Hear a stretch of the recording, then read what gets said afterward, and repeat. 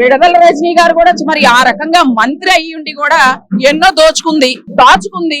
ఆ రోజున నేను ఐటీ నుంచి మీరు పుట్టించిన మొక్కని నేను అననింది. ఆ మొక్క ఇప్పుడు చెట్టు అయిందనంటే తెలుగుదేశం పార్టీ నుంచి వెళ్ళిన మొక్కే ఆ మొక్క కూడా. మరి ఆ రోజున తెలుగుదేశం పార్టీలో ఉన్నప్పుడు జగన్మోహన్ రెడ్డి గారిని ఎంత విమర్శించిందో తెలుసు. టీడీపీ నుంచి వైసీపీకి వెళ్ళిన తర్వాత మినిస్టర్ పదవి కోసం, మంత్రి అవడం కోసం చంద్రబాబు నాయుడు గారిని గాని, లోకేష్ గారిని గాని, వాళ్ళ కుటుంబ సభ్యులను గాని ఎంత నీచంగా దిగజార్చి మాట్లాడిందో కూడా ప్రతి ఒక్కరికి తెలుసు. ఇంకేంటండి, ఆమె ఎందుకు అరెస్ట్ చేయకూడదు? ఆమె ఏం చేసింది? ప్రజా సమస్యల గురించి వేటిని పట్టించుకుంది? ఆమె ఎంతసేపటికి ఆస్తులు కూడా పెట్టుకొని నా అందాలు చూపించుకుంటూ ఆమె ఫ్లెక్సీలు వేయించుకుంటూ సోషల్ మీడియాలో ఎంతసేపటికి నేనే వైరల్ అవ్వాలి అనుకుంది తప్ప ప్రజల సమస్యల గురించి గాని, ప్రజల గురించి గాని ఎక్కడైనా మాట్లాడిందా? ఎప్పుడు ప్రభుత్వాన్ని విమర్శించడం తప్పితే ప్రజలకు ఎక్కడైనా న్యాయం చేసిందా? మంత్రిగా ఆమె చేసిన ఒక పనిని చెప్పమనండి.